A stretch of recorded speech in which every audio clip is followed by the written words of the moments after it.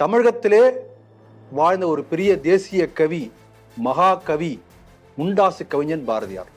ஒரு கற்பூரம் எரிஞ்ச பிறகு பார்த்தீங்கன்னா கடைசியில் ஒண்ணுமே இருக்காது. அப்படி தன்னை முழுக்க முழுக்க முழுக்க இந்த தாய் நாட்டுக்காகவே தியாகம் செய்த ஒரு மகானாக வாழ்ந்தவர் சுப்பிரமணிய பாரதியார். அவர் வாழ்ந்த காலத்திலே எல்லாரும் என்ன தெரியுமா சொல்லுவாங்க? பைத்தியக்காரன் பொண்டாட்டி, கிறுக்கனுடைய மனைவி, பொழைக்க தெரியாதவனுடைய பொண்டாட்டி. இப்படி எழும்பூர் ரயில் நிலையத்திலே 3 நாள் பிச்சை எடுத்து சாப்பிட்றார். ஒரு நாள் நண்டு வலையை பற்றி சொல்லுவார், இன்னொரு நாள் நட்சத்திர கூட்டங்களை பற்றி சொல்லுவார். அவர் நண்டு வலையில் ஆரம்பித்தாலும் சரி, நட்சத்திர கூட்டங்களை பற்றி ஆரம்பித்தாலும் சரி, முடிக்கும் போது பாரத நாட்டை பற்றி பேசி முடித்திருப்பார். மலைப்பாம்பின் வாளில் தீ வைத்து எரியும் போது அதை பத்தி மலைப்பாம்புக்கு தெரியாது, தூங்கிட்டு இருக்குமா. அப்படிப்பட்ட சூழ்நிலையில் இந்துக்கள் கண்ணை விழித்து கொண்டே தூங்கிக் கொண்டிருக்கிறார்கள். இந்துக்கள் ஜனத்தொகை குறைவது என்பது மிகவும் நாட்டுக்கே ஆபத்தானது. இந்துக்களே விழித்துக் கொள்ளுங்கள், கண் இருந்தும் குருடர்களாக இருக்காதீர்கள், பாரதியார் எழுதியிருக்கிறார். ஆகவே ஸ்ரீ டிவி நேயர்களுக்கு வணக்கம். தேசிய கவி சுப்பிரமணிய பாரதியாருடைய பிறந்த நாளிலே அவரை பற்றிய சில நினைவுகளை பகிர்ந்து கொள்வதிலே, ஸ்ரீ டிவி நேயர்களிடம் பகிர்ந்து கொள்வதிலே மிக பெருமை அடைகிறேன், மகிழ்ச்சி கொள்கிறேன். இந்த தாய் நாட்டுக்காக தன்னை முழுக்க முழுக்க தியாகம் செய்த ஒரு உத்தமமான மகான் பாரதியார். அப்படி பல பேர் இருந்திருக்கிறார்கள். தமிழகத்திலே வாழ்ந்த ஒரு பெரிய தேசிய கவி, மகா கவி, முண்டாசு கவிஞன் பாரதியார். மறைந்த பாஜக தலைவர் இலா கணேசன் ஒரு பாட்டு எழுதியிருக்காரு தியாகத்தை பற்றி. அந்த பாட்டு கண்ணா உன் சந்நிதியில் நானும் இடம் பெற வேண்டும், இப்படி ஆரம்பிக்கும். அதுல கடைசியா முடிச்சிருப்பாரு, பற்றியது கற்பூரம், சுற்றியது தட்டோடு, காட்டியது உன்முருவை கண்ணா, எரிந்தது கற்பூரம், எதுவுமே மிச்சமில்லை. ஒரு கற்பூரம் எரிஞ்ச பிறகு பார்த்தீங்கன்னா கடைசியில் ஒண்ணுமே இருக்காது. அப்படி தன்னை முழுக்க முழுக்க முழுக்க இந்த தாய் நாட்டுக்காகவே தியாகம் செய்த ஒரு மகானாக வாழ்ந்தவர் சுப்பிரமணிய பாரதியார்.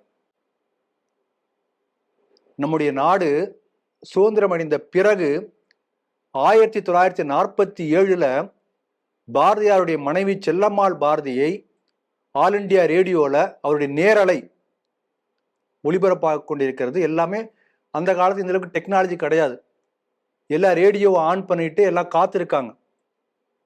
செல்லம்மாள் பாரதியை பத்தி அறிமுகப்படுத்துறாங்க. மகாகவி சுப்பிரமணிய பாரதியாரின் மனைவி செல்லம்மாள் பாரதி அவர்கள் இப்போது பேசுவார்கள். சொன்ன உடனேயே இவங்க அழறாங்க, விக்கி விக்கி அழறாங்க. பேசல, சில நிமிடங்கள் அழுகை குரல் தான் எல்லாருக்கும் கேட்கிறது. அது நேயர்கள்ல எல்லாம் அவங்களும் சேர்ந்து அழறாங்க. அப்போ ஒரு உயர்த்தனுடைய அழுகையை கட்டுப்படுத்தி கொண்டு அவங்க சொல்றாங்க, இன்றைக்கு இந்த ஆல் இண்டியா ரேடியோல மகாகவியின் மனைவி என்று என்னை சொல்லி பார்த்து நான் பெருமை அடைகிறேன். அவர் வாழ்ந்த காலத்திலே எல்லாரும் என்ன தெரியுமா சொல்லுவாங்க? பைத்தியக்காரன் பொண்டாட்டி, கிறுக்கனுடைய மனைவி, பொழைக்க தெரியாதவனுடைய பொண்டாட்டி. இப்படி தினசரி பலமுறை பல நாட்கள் எல்லோரும் சொல்வதை கேட்டு கேட்டு கேட்டு குமுறி குமுறி அழுதிருக்கிறேன். ஒரு பெண்மணிக்கு தன்னுடைய கணவனை பத்தி உயர்வா பேசுறது பிடிக்கும், தன்னுடைய பையனை பத்தி உயர்வா பேசுறது பிடிக்கும். ஆனால் இவர் இத்தனை அறிவு, இத்தனை திறமை இருந்தும் கூட பிழைக்க தெரியாமல் இப்படி பாட்டு பாடிக்கொண்டு கட்டுரை எழுதி கொண்டு நாட்டை பற்றி சிந்தனை செய்து கொண்டிருப்பதை பார்த்து பைத்தியம் என்று பேசுவதை கேட்டு கேட்டு பலமுறை நான் கிணற்றடியிலே சேர்ந்து குமுறி குமுறி அழுது என்னுடைய மனத்தாங்களே வெளிப்படுத்தி இருக்கிறேன் என்று சொல்லும்போது திருப்பி அவங்களுக்கு கண்ணில் தண்ணி பேச முடியாம போயிடுது. அப்ப எந்த அளவுக்கு ஒரு தியாகமயமான வாழ்க்கை செல்லம்மாள் பாரதியார் வாழ்ந்திருக்கிறார் என்று சொன்னால் எவ்வளவு கஷ்டப்பட்டிருப்பாங்க யோசனை பண்ணி பாருங்க. அந்த அளவுக்கு தன்னை தியாகம் செய்தவர் இந்த மகாகவி பாரதியார். அதுக்காக இந்த சம்பவத்தை நான் சொல்ல நினைக்கிறேன். பாரதியுடைய வாழ்க்கையில் இன்னொரு சம்பவம் எனக்கு மிக நெகிழ்ச்சி ஏற்படுத்திய சம்பவம். இன்றைக்கு தமிழ்நாட்டில் பல சுதந்திர போராட்ட வீரர்கள் திட்டமிட்டே மறைக்கப்பட்டிருக்கிறார்களோ என்று எனக்கு தோன்றுகிறது. அப்படிப்பட்டவர்கள் ஒருவர் நீலகண்ட பிரம்மச்சாரி. அவர் ஒரு பார்ப்பனர். வீர வாஞ்சிநாதனோடு சேர்ந்து ஆஷ்துரையை சுட்டுக் கொள்வதற்காக சதித்திட்டம் தீட்டியவர்கள் அவர் ஒருத்தர். கைது செய்யப்படுகிறார், சிறையில் அடைக்கப்படுகிறார். சிறையில் அடைத்த பிறகு என்ன பண்றாரு, எப்பயாவது தப்பி வெளியில வந்து மீண்டும் பாண்டிச்சேரிக்கு போனாங்க. ஏன்னா பாண்டிச்சேரி அந்த காலத்துல பிரெஞ்சுடைய ஆளுகையில் இருந்தது. அப்ப இந்த போராட்ட வீரர்கள் எல்லாம் பாண்டிச்சேரி புகலிடமாக கொண்டு பல திட்டங்கள் தீட்டுகிறார்கள். மீண்டும் பாண்டிச்சேரிக்கு போய் வாவேஸ் ஐயரை பார்த்து மீண்டும் இந்த புரட்சிகரமான வேலைகளில் ஈடுபட வேண்டும் சொல்லி தப்பிக்கிறார். அந்த சிறையிலிருந்து யாரும் தப்பிக்கவே முடியாது. அதிலிருந்து எப்படி அவர் தப்பிக்கிறார் என்பதே சுவாரஸ்யமான ஒரு கதையாக 1 மணி நேரத்துக்கு மேல சொல்ல முடியும். அவர் சிறையில் இருக்கக்கூடிய ரூமை சுத்தி ஒவ்வொரு 10 நிமிஷத்துக்கு ஒரு முறை பேரா வருவாங்க, சுத்தி சுத்தி வந்துட்டே இருப்பாங்க. அப்படிப்பட்ட சிறையிலிருந்து தப்பித்து வெளியே வருகிறார். எதற்கு வராரு? மீண்டும் பாண்டிச்சேரிக்கு போய் வாவேஸ் ஐயரோடு இணைந்து பல புரட்சிகரமான திட்டங்களை செயல்படுத்த வேண்டும் என்று சொல்லி வெளியே வரார். ஆனா அவரை அடையாளம் கண்டு கொண்ட ஒருத்தர் அவரை பார்த்து கூப்பிட்ட உடனேயே வெள்ளக்காரன் உடனே திருப்பி ஜெயில அடைச்சி பெல்லாரி சிறையில 8 வருஷம் சிறையில இருந்து வெளியில வரார். வரவேற்கிறது யாரும் இல்லை. சுதந்திர போராளிகளுக்கெல்லாம் அந்த காலத்துல அதுதான் மரியாதை, அவ்வளவுதான் மகத்துவம். வெளியில வராரு, பசி. ஒரு வழியா அங்கிருந்து கிளம்பி சென்னை வந்துடுறார். எழும்பூர் ரயில் நிலையத்துல அடுத்து திரும்பி என்ன செய்யணும் யோசனை பண்றார். முதல்ல பசிக்குதே, பசிக்கு ஏதாவது உணவு போட வேண்டாமா? எழும்பூர் ரயில் நிலையத்திலே 3 நாள் பிச்சை எடுத்து சாப்பிட்றார். அப்புறம் சரி பக்கத்து இடத்துக்கு போனா சரி திருவள்ளிக்கேணிக்கு அங்க பிச்சை எடுக்க வர்றார். பிச்சை எடுத்து சாப்பிட்டுட்டு திருப்பி பாண்டிச்சேரி போனோம், நடந்தாவது போயாகணும், இதான் திட்டம். அப்ப இந்த நீலகண்ட பிரம்மச்சாரியும் பாரதியாரும் சுதந்திர போராட்ட களத்திலே ஒன்றாக இணைந்து பணியாற்றவர்கள். பாரதியாருடைய வீடுன்னு தெரியாமலேயே பாரதியார் வீட்டு வாசல்ல ஐயா சாமி பிச்சை போடுங்க நீலகண்ட பிரம்மச்சாரி கேட்கிறார். பாரதியார் வெளியில் வரார். வந்த உடனேயே இவருக்கு தெரிஞ்சிருது, பாரதியார் அடையாளம் தெரிஞ்சுக்கிறார் அவர். ஆனா பாரதியாருக்கு தெரியல, ஏன்னா தாடி மீசுமே ஜெயிலிருந்து எப்படி தெரியும், அடையாளம் தெரியும். அடடா நம்முடைய நண்பர் நம்ம அடையாளம் தெரியாம இருக்கார், சரி நம்ம அடுத்த வீட்டுக்கு போன்று அவர் நகர ஆரம்பிக்கும் போது பாரதியார் கண்டுபிடிச்சிடுறார். பாரதியார்ட்டே அன்னைக்கு தேவையான உணவு கொடுக்க முடியல. அப்போ ஒரு பாட்டு எழுதுறார் பாருங்க, தனி ஒரு மனிதனுக்கு உணவில்லையேல் இந்த ஜகத்தினை அழித்திடுவோம். மனசு வெதும்பி பாடுறார். அப்ப எவ்வளவு வேதனைப்பட்டிருப்பார் பாருங்க பாரதி. அந்த பாட்டை எழுதிய சில மாதங்களிலே இறந்து போயிறார் பாரதியார். இன்றைக்கு பெரிய பெரிய கம்யூனிசம் சோசியலிசம் தத்துவங்கள்லாம் பேசக்கூடியவர்கள் எல்லாம் கூட சொல்லாத பல கருத்துக்கள், புரட்சிகரமான கருத்துக்களை சொன்னவர் பாரதியார். இந்த ஒரு கவிதை வரிக்கு இணையாக வேற ஏதாவது ஒரு வார்த்தை இருக்க முடியுமா? தனி ஒரு மனிதனுக்கு உணவு இல்லையேல் இந்த ஜகத்தினை அழித்திடுவோங்கிறார். அப்ப எந்த அளவுக்கு ஒரு வேகம் பாருங்க, ஆவேசம் பாருங்க. அதை படிச்ச உடனேயே, இந்த சம்பவத்தை படிச்ச உடனே கண்ணில் தண்ணீர் வந்தது. அவருடைய வாழ்க்கையினுடைய ஒவ்வொரு மூச்சு காற்று முழுக்க தேசம் தேசம், பாரத நாடு மட்டும்தான். அப்படியே வாழ்ந்திருக்கிறார். பாரதியாருடைய மகள் சகுந்தலா பாரதி, அவங்க என்ன பண்ணிருக்காங்கன்னா, பாரதியார் தன்னுடைய அப்பா தன்னுடைய பேசிய பல கருத்துக்களை கிறுக்கி இருக்காங்க நோட்ல. அந்த கிறுக்கல்கள் எல்லாம் எடுத்து அது டிஸ்கனெக்டடா இருக்கும், அதை ஒரு புத்தகமா ஒருத்தர் போட்டிருக்காங்க. இப்ப நாளா சின்ன பையனா இருக்கும்போது என்னுடைய அப்பாவும் அம்மாவும் சரி 8 மணி ஆனா நாங்க சாப்பிட ஆரம்பிச்சிருவோம், சங்கு ஊதும் சாப்பிடுவோம், உடனே கொஞ்ச நேரத்தை படுக்க போயிடுவோம், தூக்கம் கண்ணை சோட்டும். அப்ப ராமாயண கதை, மகாபாரதம் கதை, பாகவதம் கதை, கஜேந்திரமோ இதெல்லாம் சொல்லுவாங்க எங்களுக்கு. அதே போல ஒரு பழக்கம் அந்த காலத்து இருந்தது. இந்த சகுந்தலா பாரதியை தூங்கும்போது கதை சொல்லுவாராம். கதை மட்டும் இல்ல, பாரதியார் பன்முக ஒரு ஏகப்பட்ட விஷயங்களை தெரிந்தவர். அவர் சொல்லாத தொடாத தலைப்புகளே இல்லை, அத்தனையும் அந்த சின்ன குழந்தைக்கு சொல்லி கொடுத்திருக்கிறார். அவங்க சொல்றாங்க, அவர் ஜுவாலஜி, ஜியாலஜி, பாட்டனி, அஸ்ட்ரானமி எல்லாத்தையும் சொல்லுவாராம். ஒவ்வொரு நாளும் ஒரு டாபிக். அதை சொல்லும் போது எல்லாத்தையும் சொல்லிட்டு கடைசியா முடிக்கும் போது எங்க முடிப்பாராம்? பாரத நாட்டை பற்றி முடிப்பாராம். அந்த சகுந்தலா பாரதி கிறுக்கி இருக்காங்க. என்ன சொல்றாங்கன்னா, ஒரு நாள் நண்டு வலையை பற்றி சொல்லுவார், இன்னொரு நாள் நட்சத்திர கூட்டங்களை பற்றி சொல்லுவார். அவர் நண்டு வலையில் ஆரம்பித்தாலும் சரி, நட்சத்திர கூட்டங்களை பற்றி ஆரம்பித்தாலும் சரி, முடிக்கும் போது பாரத நாட்டை பற்றி பேசி முடித்திருப்பார். அப்ப எந்த அளவுக்கு ஒரு தேசபக்தி பாருங்க, தேசத்தை பத்தி ஒரு ஈர்ப்பு பாருங்க. இதுதான் பாரதி.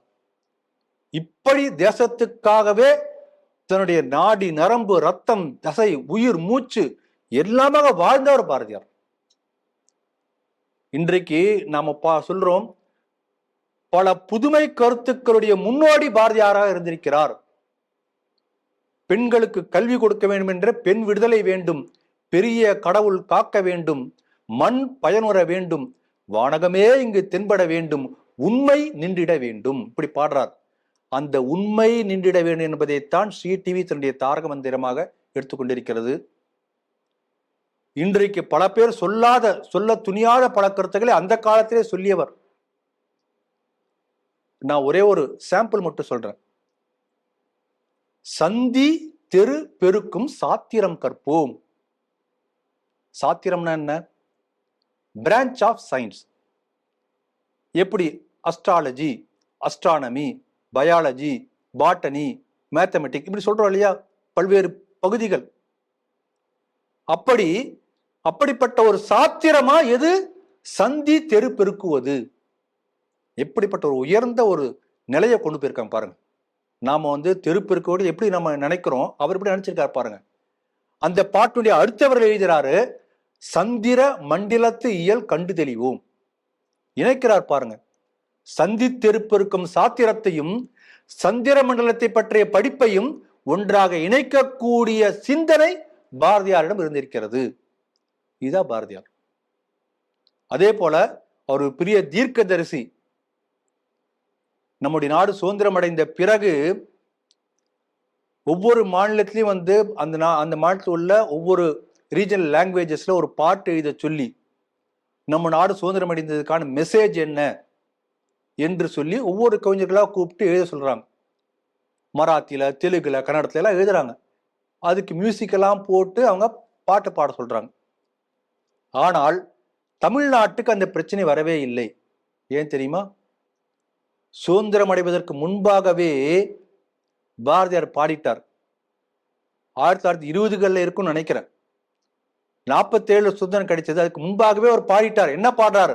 ஆடுவோமே பள்ளு பாடுவோமே ஆனந்த சுதந்திரம் அடைந்து விட்டோம் என்று. அப்ப எவ்வளவு நம்பிக்கை இருந்திருக்கணும் பாருங்க. சுதந்திரம் கிடைக்குமா கிடைக்காதா இப்படி பல பேர் சந்தேகப்பட்டு கொண்டிருந்த காலத்துல அடைந்து விட்டோம் என்று பாடுவோம் என்று பாடியவர். அதனால தமிழ்நாட்டுக்கு பிரச்சனையே வரல. பாரதியார் ஏற்கனவே பாடிய பாடலை அவர்கள் ஒளிபரப்பினார்கள். அப்படிப்பட்ட ஒரு தீர்க்க தரிசி. பாரதியார் வாழ்ந்த காலத்துல இந்த 2 நேஷன் தியரி இல்லை. நம்ம நாடு பிரிவடையும் என்கின்ற கோஷம் எழவில்லை. 37 தான் வருகிறது. ஆனால் அப்பவே அவர் என்ன பாடுறாரு? சேதம் இல்லாத ஹிந்துஸ்தானம் இதை தெய்வம் என்று கும்பிடடி பாப்பா. பின்னால் ஒரு காலத்துல சேதம் அடையும் என்று அவர் தெரிஞ்சிருக்கோ நம்ம தெரியல. ஆகவே மீண்டும் ஒன்றுபட்ட பாரதம் உருவாக வேண்டும் என்கின்ற அந்த பாரதியுடைய கனவை நாம் நினைவாக்க வேண்டும். பாரதி சொன்ன ஒரு கருத்து, பல கருத்துக்களை சொல்லி இருக்கிறார். ஒரு கருத்தை சொல்லி இந்த நிகழ்ச்சியை நிறைவு செய்யலாம் என்று நினைக்கிறேன். அவர் பல கட்டுரைகள் எழுதியிருக்கிறார். எப்படி பாரதியார் கவிதைகளும் அப்படி பாரதியாருடைய கட்டுரைகளும் மிக பிரபலம். ஒவ்வொரு கட்டுரையிலும் ஒரு கருத்தை வலியுறுத்தி சொல்லியிருக்கிறார். அதிலே ஒரு கட்டுரையிலே சொல்லப்பட்டிருக்கிற ஒரு கருத்தை மட்டும் சொல்லி நிறைவு செய்ய நினைக்கிறேன். என்ன சொல்றாருன்னா, நாளுக்கு நாள் இந்துக்களுடைய ஜனத்தொகை குறைந்து கொண்டே வருகிறது. இது மிகவும் ஆபத்தானது. இதெல்லாம் பாரதியாருடைய வரிகள். மலைப்பாம்பின் வாளில் தீ வைத்து எரியும் போது அதை பத்தி மலைப்பாம்புக்கு தெரியாது, தூங்கிட்டு இருக்குமா. அப்படிப்பட்ட சூழ்நிலையில் இந்துக்கள் கண்ணை விழித்து கொண்டே தூங்கிக் கொண்டிருக்கிறார்கள். இந்துக்கள் ஜனத்தொகை குறைவது என்பது மிகவும் நாட்டுக்கே ஆபத்தானது. இந்துக்களே விழித்து கொள்ளுங்கள், கண் இருந்தும் குருடர்களாக இருக்காதீர்கள், பாரதியார் எழுதியிருக்கிறார். ஆகவே பாரதியார் சொன்ன இந்த கருத்தை நான் நினைவுபடுத்த விரும்புகிறேன். பாரதியாருடைய கருத்துக்களை படிப்போம், தெரிந்து கொள்வோம். அவருடைய ஒவ்வொரு கருத்துக்களையும் நம் எல்லோருக்கும் கொண்டு செல்வோம். அதே போல இது வந்தே மாதரத்தினுடைய 150வது நூற்றாண்டாக நம்முடைய அரசு கொண்டாடி கொண்டிருக்கிறது. வந்தே மாதரத்துடைய முழுமையான பாடலை தமிழிலே மொழிபெயர்த்து பாடியிருக்கிறார் பாரதியார். முழுமையான வந்தே பாரதத்தையும் பாடுவோம், அவருடைய மொழிபெயர்ப்பையும் நாமும் பாடுவோம். இந்த ஒரு வருடம் முழுக்க எந்த ஒரு அக்கேஷன் வந்தாலும் சரி, அது திருமண வைபவமா இருக்கலாம், இல்லை ஏதாவது கல்லூரி நிகழ்ச்சியா இருக்கலாம், கலை நிகழ்ச்சியா இருக்கலாம், எல்லா நிகழ்ச்சிகளிலும் முழு வந்தே மாதரத்தையும் பாடுவோம், பாரதி சொன்ன வந்தே மாதர மொழிபெயர்ப்பையும் பாடுவோம் என்று சொல்லி பாரதியின் வரிகளை சொல்லி இந்த நிகழ்ச்சியை நிறைவு செய்கிறேன். வாழிய செந்தமிழ், வாழ்க நற்றமிழர், வாழிய பாரத மணித்திரு நாடு. வந்தே மாதரம், வந்தே மாதரம், வந்தே மாதரம்.